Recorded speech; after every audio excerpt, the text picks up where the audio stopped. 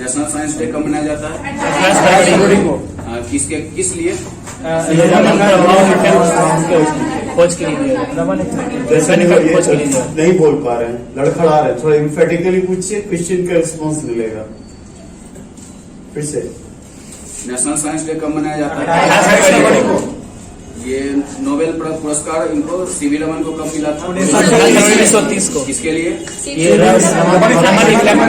लिए। और Indian government के द्वारा कब से मनाया जा रहा है? 1986 से।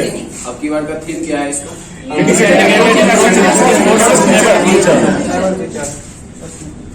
अगला है rare disease day observe on 28 February 2022। The rare disease day is observe every year on the last day of February.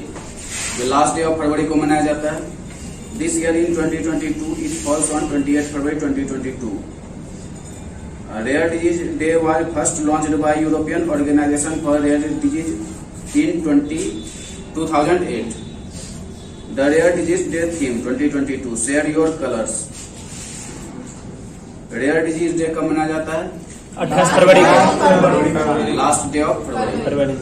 और ये किसके द्वारा मनाया जाता है? यूरोडिस के द्वारा। और ये कब से मनाया जा रहा है? 2008 से। इसका थीम क्या था? Share your colours. Eurordis founded 1997। Eurordis headquarter Paris, France. Eurordis का ये फाउंडेशन हुआ था 1997 और इसका हेडक्वार्टर कहाँ पर है? Paris, France. Rare disease day कब मनाया जाता है?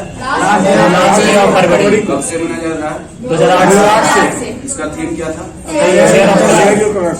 नेशनल साइंस डे कब मनाया जाता है? 28 फरवरी को। और ये कब से मनाया जा रहा है? 1986 से। क्या था इसका?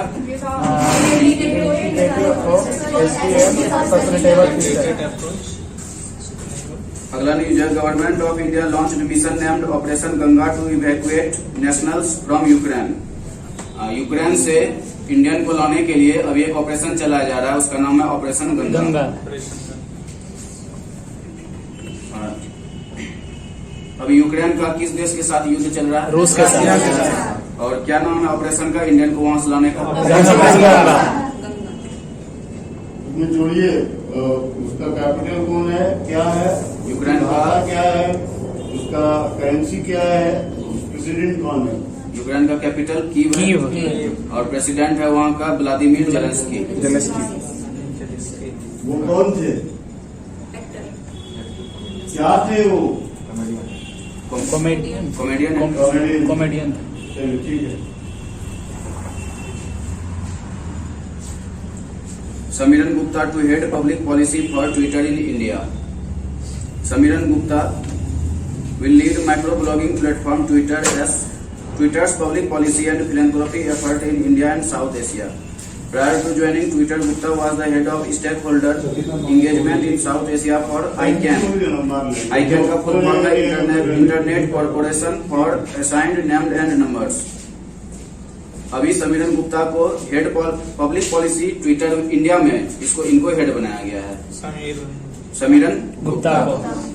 और ये बनाया गया India and South Asia region में public policy and philanthropy effort के लिए इसको हेड बनाया गया है अभी समीरन गुप्ता को। ट्विटर का भी सीईओ पराग अग्रवाल है, ये जैक डॉर्सी के जगह पर बने थे। ट्विटर बना था 21 मार्च 2006 ईस्वी को। इसका हेडक्वार्टर है San Francisco, California, United. Public policy for Twitter in India का हेड किसको बनाया गया है? ट्विटर का सीईओ। ट्विटर का फाउंडेशन कब हुआ था? और इसका हेडक्वार्टर कहाँ पर है? Madhavi Puri Buch named as first women chief of SEBI. Former ICICI banker Madhavi Puri Bach has been appointed as the new Securities and Exchange Board of India SEBI chairman, replacing Ajay Tyagi. She is the first woman chief of SEBI. SEBI में अभी उसका SEBI का first chief महिला कौन appoint हुई है? माधवी पुरी। इसके जगह पर अजय त्यागी के जगह पर। और ये फॉर्मर ICICI बैंकर थे। 27th Chief of the Army Staff MM Naravane will be retiring from the post of Chief of the Indian Army. अप्रैल 2022 में मनोज मुकुंद नारावने, ये थल सेना अध्यक्ष हैं, ये अपने पोस्ट से रिटायर हो जाएंगे। ये कितने नंबर के थे? 27।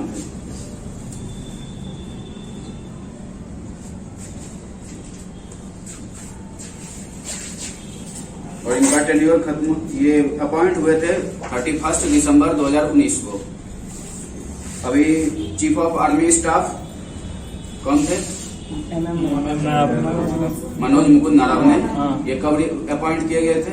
31 दिसंबर 2019 को। और ये कितने नंबर के थे हेड? 27 में। और ये कब रिटायरमेंट ले रहे हैं? अप्रैल 22। और अभी एयर स्टाफ, एयर में कौन है सबसे हेड है? चीफ ऑफ भदौड़िया कौन? Air force RKS भदौड़िया। उनके जगह पर बने थे फिर विवेक राम हो जाएगा क्या है? देख लीजिए। I have pulled out of multilateral air exercise Cobra Warrior 2022 in UK amid Ukraine crisis. IAF अपना एयर एक्सरसाइज इंडियन एयरफोर्स ये अभी एक्सरसाइज करने जा रहा था कोबरा वॉरियर 2022, इसको एक्सटेंड कर दिया है। ये यूके के बीच हो रहा था, यूके के बीच होता है, इंडिया और यूके के बीच। और ये किस कारण से हटाया, इसको पोस्टपोन किया गया है? रशिया और यूक्रेन के वार के कारण। कोबरा वॉरियर 2022 ये किसके बीच में होता है? इंडिया और यूके के बीच में। ये पहले 6 मार्च से 27 फरवरी के बीच में होने वाला था वेडिंगटन यूके में, अभी इसको पोस्टपोन कर दिया गया है। कोबरा वॉरियर 2022 ये किस दो देश के बीच में होता है?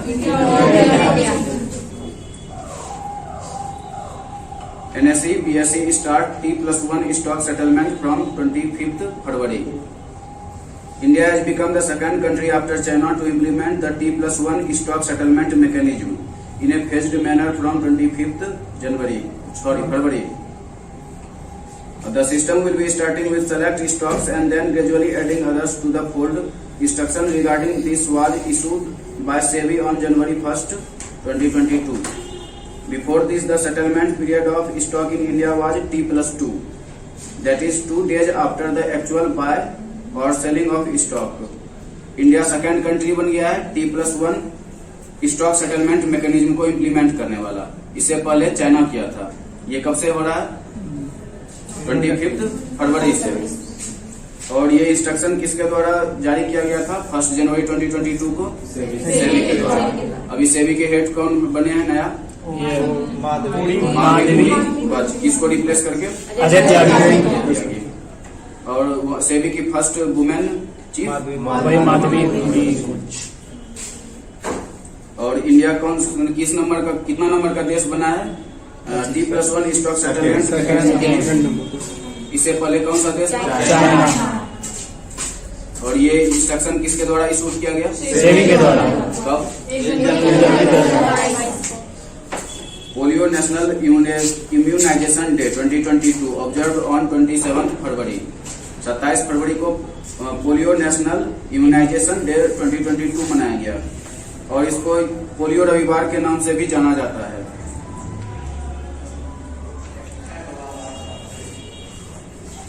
The National Polio Immunization Drive for 2022 was launched by Union Minister for Health and Family Welfare Dr. Mansukh Mandaviya on 26 February 2022। Polio national immunisation day 2022 कब मनाया जाता है? 27 फरवरी। और अब की बार 2022 का ये प्रोग्राम किसके द्वारा लॉन्च किया गया? हेल्थ मिनिस्टर मनसुख मंडाविया के द्वारा। The last case of wild polio virus reported in India was 13th January 2011. India was removed from the list of polio endemic countries in 2012 and in 2013 the entire Southeast Asia region was declared polio free. India 2012 में polio free घोषित कर दिया गया था और 2013 में total south south east Asia region, ये polio free घोषित कर दिया गया था। और 13 जनवरी 2011 से इंडिया में कोई पोलियो का केस नहीं आया है। पोलियो नेशनल इम्यूनाइजेशन डे 2022 ये कब मनाया जाता है? 27 फरवरी को।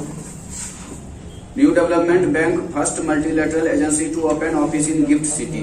गिफ्ट सिटी कहाँ पर है? गुजरात में। New development bank will become the first multilateral agency to open an office in the Gujarat international finance tech city. GIFT का फुल फॉर्म है Gujarat international finance tech city. NDB has received the approval for the same and will open the office in May 2022 in Gift City. NDB also expect to partner with the newly launched National Bank for Financing Infrastructure and Development (NBFID) to support crucial infrastructure projects in India. NDB was set up by the BRICS countries. BRICS में 5 देश है: Brazil, Russia, India, China and south Africa. और इसमें 3 देश और जुटा था, UAE, Uruguay और नहीं, एनडीबी में जुटा था उरुग्वे, यूएई और एक था, एक और कोई बैंक था, उसको देख लीजिए। 3 इजिप्ट से, ये एनडीबी में जुटा था। फिर से ब्रिक्स में 5 मेंबर है: Brazil, Russia, India, China, south Africa. इसके द्वारा एनडीबी बैंक का गठन किया गया था और एनडीबी अपना पहला ऑफिस खोलने जा रहा है। मल्टीलेटरल एजेंसी है ये, कहाँ पर? गुजरात के गिफ्ट सिटी में। गिफ्ट का full form Gujarat international finance tech city. ये कब तक में खुलेगा? मई 2020 में। एनडीबी बैंक का हेडक्वार्टर है संघाई, चाइना।